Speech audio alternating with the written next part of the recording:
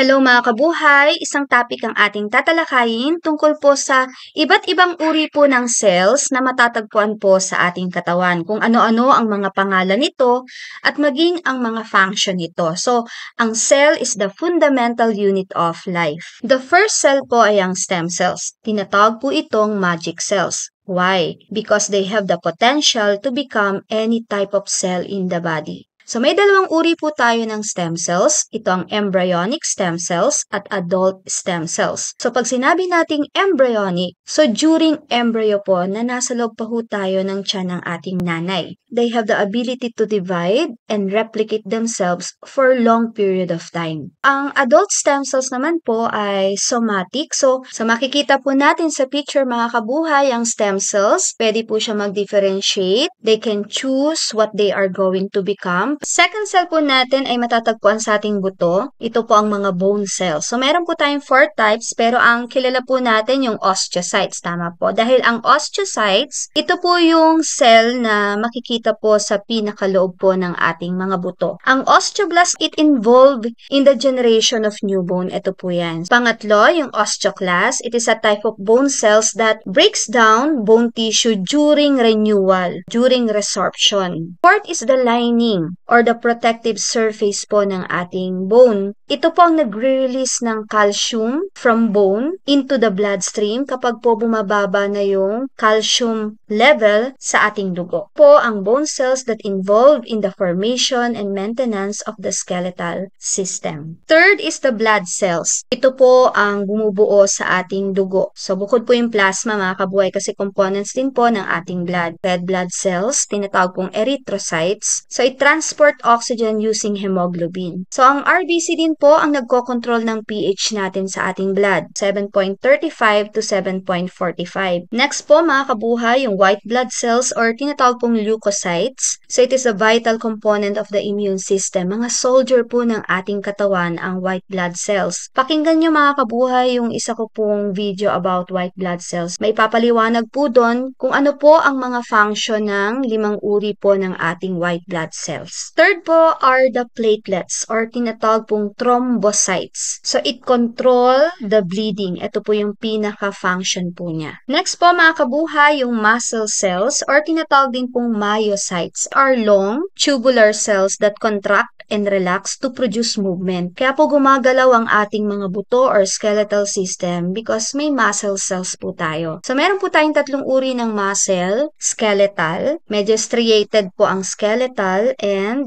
it attached to the bone and tendon. Yan po. Pangalawa po yung cardiac cells or cardiomyocytes. So, sa puso po yan. Third is the smooth muscle. Involuntary contraction po ito mga kabuhay like our digestive system. Fifth cells po natin ay ang ating sex cells. So, sa babae po, we have the egg cells or the ova or ovum. Tinatawag din po itong oocytes. So, it is the female which involved in the sexual reproduction. Po ay oval in shape. Ito po ang mga parts. We have the zona pellucida na nagsusurrounds po sa cell membrane. Meron po itong corona radiata. Ito po yung protective layers that surround the zona pellucida. Next po ay ang sperm cells or spermatozoa. Yan, male which involved in sexual reproduction. Medyo smaller po ito compare po natin sa egg cell. Meron po itong head which is the acrosome. Ito po yung nagko-contain ng enzymes to help penetrate the ovum. Siyang midpiece na nagko-contain po ng mitochondria for energy and the tail flagellum for movement. Next mga kabuhay, ang fat cells or tinatawag pong adipocytes. It store energy and regulate metabolism. Diba? Pag nasobrahan po tayo ng kain ng sugar or glucose, ina-convert po ito into fat cells, diba? Sa ating liver and muscle. Next po is the nerve cells. So, meron po tayong neurons and neuroglial cells. The main function of nerve cells is to transmit electrical signals throughout the body. Ang neurons, ito po yung typical structure ng neurons, transmit ng mga information throughout the body in the form of electrical signals. Meron pong iba't ibang uri ng neuroglial cells. We have the astrocyte. Ito po yung matatagpuan sa ating brain. Second is the oligodendrocyte. Medyo mayaman po ito sa lipid. Ayan, ito po siya. Po yung nagko-cover sa myelin sheath. We have the microglial cell. Responsible naman po ito for removal of debris from site of injury. And we have the ependymal cell. Malapit po ito sa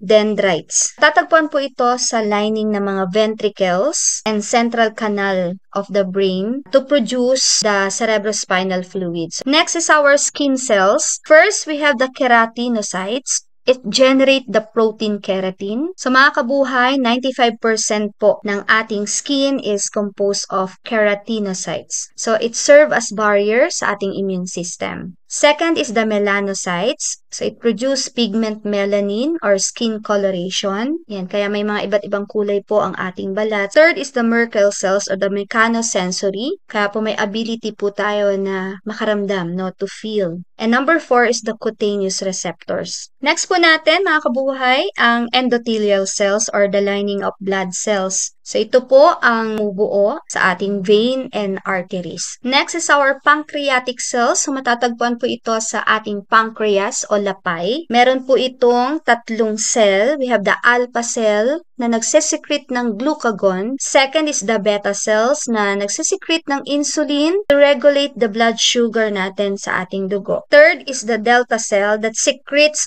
somatostatin. Next is the cartilage cells or tinatawag na chondrocytes. It is a firm tissue that make up cartilage. Next is the epithelial cells na siyang bumubuo sa lining ng ating body cavities. Meron po itong tight junction sa ating skin, sa ating kidney, maging ang ating small intestine, stomach. So binubuo po ng epithelial cells. Next is the liver cells, tinatawag na hepatocytes. So i-synthesize more enzyme or a lot number of enzyme na tumutulong po para sa ating digestive system. Nag-i-store din po ng excess glucose, at the same time yung bile, then ini-store po sa ating gallbladder na siya pong nag-emulsify ng fats. Pinaniniwalaan po ng mga scientists na ang stem cells can produce new liver cells kapag po nadadamage po ang liver ng isang tao or kapag nag-donate ng kanyang atay, no, pwede po ulit na mag-divide. Next po, meron tayong isang cell na it is occurs when cells become abnormal and grow out of control. Ito po yung tinatawag nating mga cancer cells. Ang cancer cells, iba po ito sa mga normal cells na nauna po nating mga pinaliwanag. Matatagpuan din po sa body ng isang animals o ng isang human. So, ibig sabihin po, yung isang normal cells, magiging cancerous po ito kapag nagkaroon ng mutation or changes, pag-grow at pag-divide. Itong mga cancer cells, may ability po na maapektuhan yung ibang mga tissue, yung malapit sa kanya. Mga kabuhay, ang cancer cells also may form a tumor o yung mga bukol, pero hindi po lahat ng bukol ay cancerous. So, yung iba po benign.